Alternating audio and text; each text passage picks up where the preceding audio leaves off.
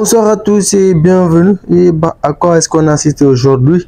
C'est surprenant. Aujourd'hui, on a vu le Real Madrid s'imposer face à Girona, 3 buts à 0. C'est pas le fait que le Real Madrid s'est imposé qui soit surprenant, mais c'est Kylian Mbappé aujourd'hui qui a réalisé pour la première fois, à mon avis, depuis qu'il est venu au Real Madrid, donc à part son match face à l'Atlanta, donc son premier match, il a réalisé aujourd'hui un match abouti, un match vraiment où il a été intéressant dans le jeu, notamment en seconde période. Il a beaucoup tenté, il a beaucoup essayé de dribbler, de se créer des occasions, et il a d'ailleurs même réussi donc à marquer un but avant de sortir à la 81e minute. Donc là, aujourd'hui, sa performance, vraiment, ce n'est pas une performance à la Ferran-Torres, c'est une performance aboutie. Et le Real Madrid donc peut être content de cette performance-là. Les fans, peut-être que ça va les rassurer donc par rapport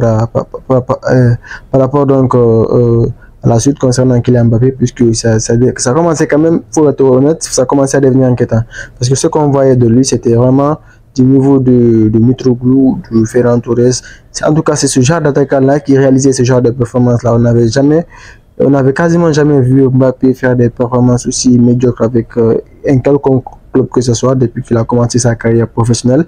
Mais là, au moins, il commence un peu à essayer de s'en sortir. Et c'est une bonne chose en soi. Et peut-être que face à l'Atalanta de Bergame, ce mardi-là, donc il va essayer de confirmer. En tout cas, on l'espère parce que ce sera un match crucial. S'il parvient à faire un bon match ce jour-là, ce sera encore plus bien. En tout cas, je pense que lui, le concernant, il va pas faire une carrière à la Eden Hazard quand même, parce que voilà, lui, c'est déjà son 11e but donc de la saison. Il a déjà aussi 2 passes décisives, donc c'est mieux que ce qu'avait réalisé donc Eden Hazard au Real Madrid en termes de buts durant donc toutes ces 3 années, ce qui est juste incroyable. Mais quand même, c'était un match top de sa part. Aujourd'hui, il n'y a pas grand chose à dire. Peut-être la première mi-temps, il était un peu médiocre et tout, parce qu'il a raté pas mal d'occasions, mais en seconde période, il a réalisé un top match et il commence un peu à gagner le rythme. Et c'est ce que vraiment les fans de Real Madrid attendent de lui. Au-delà de Kylian Mbappé aujourd'hui, c'était Arda Güler aussi, qui a fait un match intéressant, qui a montré une vraie maturité sur le terrain et qui était vraiment un animateur de jeu et qui était intéressant. Il a lui aussi marqué donc son but.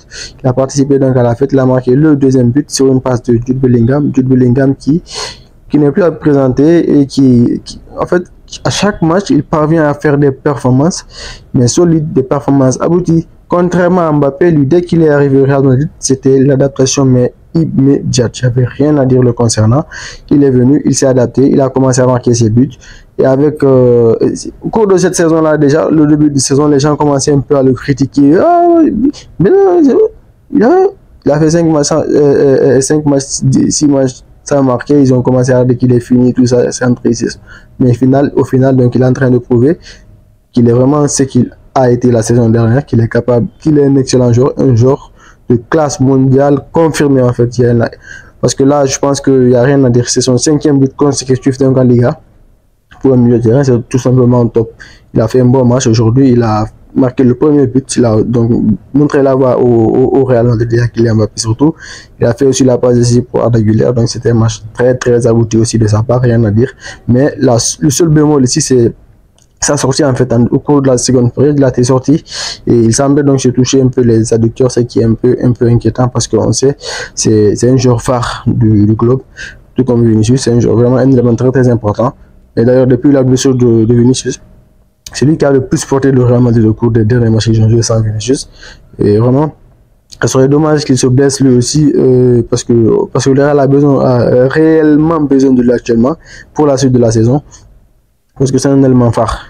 C'est quelqu'un qui est décisif et qui fait jouer vraiment ses coéquipiers en fait.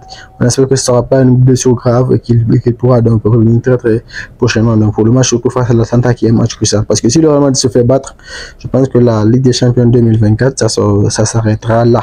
Et ce serait vraiment une onde de choc pour toute l'Europe et une onde de choc mondiale. Parce que c'est impossible d'imaginer le vainqueur de la Ligue des Champions 2024 se faire éliminer dès ces phases phase de groupe en quelque sorte, donc de ce nouveau format-là, ce serait tout simplement inimaginable.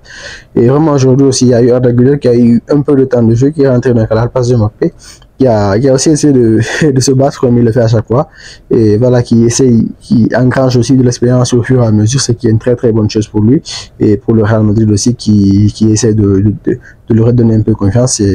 Quand même, globalement, c'est une performance aboutie du club qui va donc gagner, qui s'ils gagnent donc le match face à Valence, ils vont avoir un point donc d'avance sur le FC Barcelone, ce qui est une excellente nouvelle pour eux et une très très mauvaise nouvelle pour le FC Barcelone qui a fait un match nul donc cet après-midi là. Et voilà, c'est une opportunité en or que le Real Madrid avait ce soir là et ils l'ont saisi. Rien à dire par rapport à ce match là. Laisse savoir ce que tu penses, ce que tu as pensé donc de ce match là dans les commentaires et abonne-toi à la prochaine. Ciao.